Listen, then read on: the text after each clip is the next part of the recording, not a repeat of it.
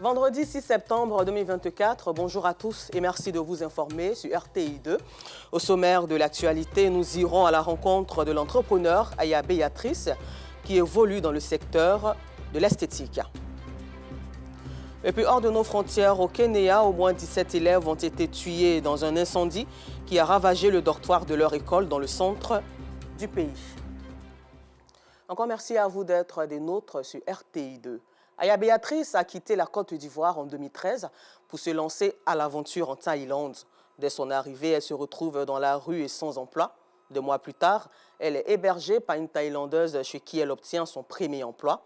Grâce à sa persévérance et son abnégation au travail, aujourd'hui, Béatrice Aya est propriétaire de 2 boutiques et d'un institut de soins d'esthétique. Elle nous raconte son parcours dans ce portrait signé Assitan Diarra, Gilles Tonien et Fatima Ouattara. Je dormais dans les stations de bus, mais ce qui m'a beaucoup choquée est que une fois, j'étais arrivée dans une ville à Bangkok qu'on appelle Pattaya. Comme il pleuvait, je m'étais abritée devant une boutique et ils m'ont chassée. Donc j'étais obligée de rester sous la pluie. Quand tout semble être contre vous, souvenez-vous que l'avion décolle face au vent et non avec lui. Cette citation de Henry Ford est l'une des lumières qui a éclairé la voie d'Aya Béatrice lorsque tout était sombre. Orpheline de père et de mère, elle s'envole avec beaucoup de difficultés pour la Thaïlande en 2013 à la recherche de l'Eldorado.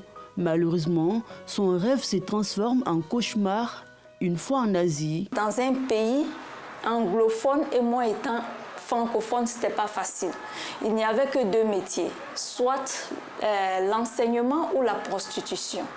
Et moi, je ne consomme pas l'alcool, je ne fume pas, donc c'était très compliqué. Je suis descendue dans la rue parce que je dis ce n'était pas possible. Il faut que je puisse réussir. Et là, j'ai été hébergée par une femme thaïlandaise avec qui je travaillais. Je dormais même dans le magasin. Toutefois, ces écueils n'ont pas été un frein à sa réussite. Après avoir jonglé plusieurs boulots, elle ouvre son premier magasin de vente de produits cosmétiques en Thaïlande en 2016. J'achetais des mèches pour pouvoir revendre. Un jour, mon fournisseur s'est trompé. Il a envoyé une marchandise supérieure à la valeur que j'avais demandée. Donc j'ai appelé le monsieur et je lui ai dit. Et c'est comme ça qu'il m'a dit, vous avez besoin de n'importe quelle quantité de marchandises, appelez-moi. Donc j'ai créé ma compagnie. Je vends les produits cosmétiques tels que les savons, les poudres buvables. Et je vends aussi les mèches. Je suis une agence pour ceux qui n'ont pas le temps d'effectuer les voyages. J'achète leurs marchandises et je les envoie. 2 ans plus tard, elle revient en Côte d'Ivoire et installe une boutique de vente de divers articles, mais aussi un institut de beauté et de soins corporels dans la commune de Cocody. Au lieu de faire un 2e magasin dans un pays étranger, j'ai préféré venir dans mon pays. J'ai fait la France, j'ai fait la Corée du Sud, j'ai fait plein de pays, mais je préfère mon pays. Lorsqu'on se trouve à l'étranger, on n'est pas à l'aise. Donc, une fois que j'ai eu ce que je voulais, j'ai préféré rentrer. Ce jour, elle est en plein boulot. Sur cette cliente, Béatrice réalise un microblading, tatouage de la peau sous les sourcils.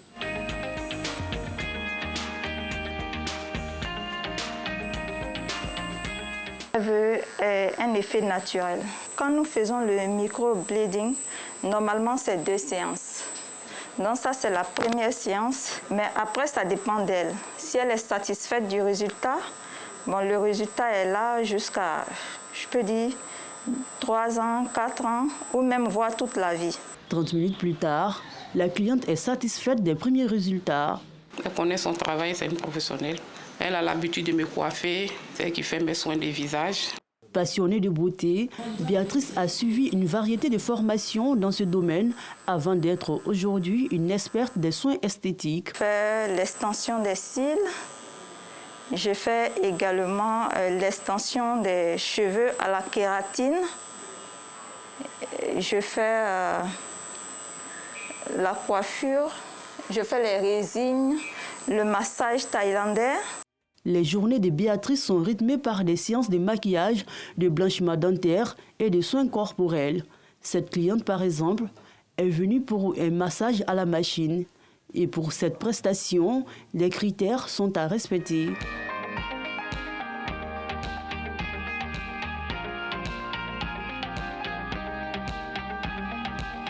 Et lorsque la patiente arrive pour les soins thérapeutiques, elle a besoin d'enlever tout ce qui est fait sur le corps. C'est-à-dire les bracelets à jambes blancs, or, elle a besoin de tout retirer avant de rentrer sous la machine. C'est un peu comme un laser, on ne peut pas rentrer avec du fer. Nous avons besoin de mettre une crème sur sa peau parce que cette crème-là permet à la machine de travailler en profondeur. Lorsque les règles sont sues, la cliente passe à la machine pour une durée de 30 minutes. Il faut plusieurs séances afin de remédier à son problème de peau. Selon Béatrice, cette machine a des effets thérapeutiques. Elle lutte contre la dépression et la fatigue. Les personnes beaucoup stressées et qui ont un début de dépression, par exemple, lorsque nous les mettons sous cette machine-là, elles commencent à parler. Elles parlent, elles chantent, mais tout ça, ça leur fait du bien. Une fois sorties de la machine, elles se sentent à l'aise. Partir de rien, Béatrice est aujourd'hui PDG de 3 structures qui emploient plus d'une vingtaine de personnes. Ces employés sont de diverses nationalités. Employer un Ivoirien, employer une Béninoise ou une Burkinabé, tant qu'elle travaille bien, je n'ai aucun souci avec. Christiane est employée dans son salon depuis quelques mois. Elle s'est vite intégrée grâce à la générosité et la détermination de sa patronne. Elle est très gentille. En tout cas, elle n'est pas compliquée. Elle est très courageuse. Bon, je la félicite pour tout ce qu'elle a fait dans le magasin et je prie Dieu pour qu'elle trouve beaucoup de clientes. Les œuvres de Béatrice et ses employés sont beaucoup appréciées par les clientes. C'est ici que je fais tous mes soins, cheveux, visage, tout, parce qu'elle utilise des bons produits. Donc, je viens tout le temps ici. Elles sont bien, elles prennent leur travail au sérieux, elles respectent les clientes. Le manque de toit et le manque de pitance quotidiennes n'ont pas été une entrave à la réussite de Béatrice. Le privilège que la jeunesse d'aujourd'hui a, ce n'est pas ce même privilège que nous, la jeunesse d'hier, on avait. Donc je leur conseille de travailler, de ne pas s'adonner à la facilité surtout. Et au bout du travail, il y a une récompense. L'Afrique a besoin de nous. Nous devons rester pour servir notre Afrique. Personne ne le fera à notre place. Béatrice, une entrepreneure esthéticienne au parcours atypique, ne compte pas s'arrêter à mi-chemin. Elle entend partager son expérience à travers la mise en place de plusieurs projets ou activités génératrices de revenus. Plein succès à toi, Béatrice Aya. Depuis 2009, Rosine a perdu sa joie de vivre après l'accouchement de son premier et unique enfant. Elle se retrouve aujourd'hui paralysée après des soins. Il est difficile pour elle de se déplacer, de parler et même de se nourrir correctement. Pour sa guérison, elle et sa famille demandent de l'aide aux personnes de bonne volonté. Au micro d'Assit Andiara et Zié Traoré. L'avènement d'un enfant a toujours suscité une immense joie chez les parents. Cette joie, Rosine et sa famille l'ont perdue le 29 octobre 2009 suite à son accouchement dans une clinique à Angré, 8e tranche, dans la commune de Cocody. Rosine se retrouve entre la vie et la mort après une intervention chirurgicale. À 2 mois de grossesse, elle est allée voir la gynéco. Et la gynéco lui a dit qu'elle allait lui faire une césarienne. Je lui ai dit non, c'est pas possible parce que tu n'es pas à terme et elle veut déjà te faire une césarienne. Le jour de l'accouchement, elle lui a fixé le rendez-vous à 8h30. Après, je suis allée les retrouver à 11h. Elle était déjà au bloc. 11h, on a attendu jusqu'à 12h30. Ils nous ont dit qu'ils avaient sorti l'enfant. Donc nous, on a demandé à voir Rosine. Donc ils l'ont enlevée dans la salle, l'ont mise dans un couloir. Mais on avait remarqué que son ventre s'enflait. Elle a subi 2 opérations le même jour. Ils lui ont d'abord fait une première opération, puis elle a laissé dans le couloir, elle est partie. Et puis son ventre a commencé à se ballonner, comme si elle était enceinte de triplé. Ils ont dû rappeler le médecin. Et puis elle est revenue, elle lui a fait une 2e opération. Et c'est la 2e opération qui lui a enlevé l'utérus, parce qu'elle dit que si elle n'enlevait pas l'utérus, elle mourrait. Et puis à la suite de ça, elle est tombée dans le coma. Depuis, sa vie a basculé. Après 12 jours passés dans le coma, Rosine a vu tous ses membres paralysés. Elle a perdu la mémoire, tout son côté gauche a été paralysé quand elle est sortie du coma. Elle ne parlait plus. Plusieurs années passées, grâce aux séances de rééducation, elle recouvre progressivement l'usage de ses membres. Un frère nous a conseillé, un neurologue qui fait les soins énergétiques. C'est lui qui est venu lui faire quelques séances et puis sa mémoire est revenue. La voix aussi était revenue. Et on a fait la rééducation, ses membres ont commencé à se consolider.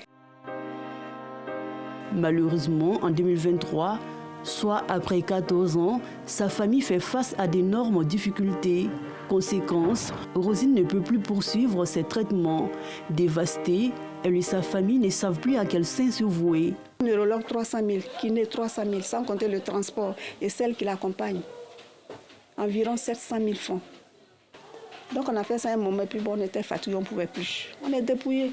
Ça fait 1 an, on n'a pas fait de rééducation. Donc toutes ces douleurs-là sont en train de revenir. C'est difficile pour nous de voir notre soeur, notre fille, en train de mourir à petit feu. Elle est allée à l'école. Elle est en DSS. Et puis elle est assise là, sur un lit tous les jours, matin jusqu'au soir, le lendemain, elle est là. Et même c'est quelqu'un qui aime se promener, mais aujourd'hui, elle ne peut pas bouger. Et la voir comme ça, sa fille est en train de grandir. Elle va s'occuper de sa fille. Le rêve de Rosine, recouvrer totalement la guérison pour se prendre en charge et vivre en toute quiétude avec son unique enfant. Je ressens des douleurs du côté gauche, la main, le pied, jusqu'à la plaine, jusqu'aux orteils. J'ai mal aux articulations du bras, l'épaule, le coude, le poignet, surtout, et puis le genou, plus le talon du pied. À cause de tout là, je ne peux pas bien me coucher. Je vais recouvrir la guérison, donc j'ai besoin d'aide pour les soins de kinésie et de neurologie. Les journées et les nuits de Rosine sont assombries par des douleurs. Elle attend désespérément l'aide d'un bienfaiteur et de personnes de bonne volonté pour redonner goût à sa vie. Et toujours en société, l'association Espoir Plus a célébré ses 13 ans d'existence le week-end dernier dans la commune de Yopougon. Cette célébration était placée sous le thème « La cohésion sociale et le vivre ensemble pour une paix durable ». Objectif, promouvoir la cohabitation harmonieuse. Le compte-rendu de Guy Michel Ablé. Après avoir joué le rôle de médiatrice dans un sketch sur la cohésion sociale, Delphine Kouadio recommande la cohabitation pacifique. Les voisins sont les premiers parents. Parce que quand tu as un problème chez toi, le temps que ton parent va venir, le voisin a déjà fait ce qu'il doit faire. Donc c'est très important, la cohésion sociale, de s'entendre avec ses voisins. Un avis partagé par Germaine Zogoulou, une autre participante au sketch qui finit par faire fi des provocations du voisinage. Après avoir participé à ce sketch, j'ai retenu qu'on doit s'aimer entre nous, le voisinage, tous ceux qui sont aux alentours de nous, puisqu'ils sont les premiers parents avant que les vrais parents n'arrivent. Plus d'histoire, on doit s'entendre, on doit s'aimer, pas de jalousie entre nous. Promouvoir un vivre ensemble harmonieux entre les citoyens ivoiriens, c'est l'enjeu majeur au cœur de la célébration des 13 ans d'existence de l'association Espoir Plus. Nous avons 13 ans d'existence. Aujourd'hui, on est en train de partir en âge adulte. Nous pensions qu'on devrait faire cette fête-là pour cette cohésion sociale et de vivre ensemble entre les membres de l'association, de toute ethnie, vivre en paix avec le voisinage. Le représentant du parrain encourage l'idée. Ces femmes aujourd'hui qui se sont mises ensemble pour pousser cette réconciliation. Aujourd'hui, à la cohésion sociale, on a quand même cette opportunité de les accompagner dans leurs actions. Nous les encourageons à aller au-delà.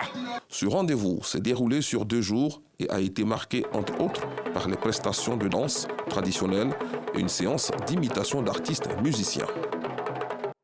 En Côte d'Ivoire, toujours, sachez que la rencontre de la première journée des qualifications à la CAN Maroc 2025 entre la Côte d'Ivoire et la Zambie a lieu ce vendredi 6 septembre. Et le coup d'envoi de ce match est prévu à 19 h au stade de la Paix de Bouaké. Et puis terminons ce temps d'information au Kenya où au moins 17 élèves ont été tués dans un incendie qui a ravagé le dortoir de leur école dans le centre de ce pays ce vendredi 6 septembre. Encore merci à vous de nous avoir suivis et excellent week-end en compagnie de programmes de RTI2.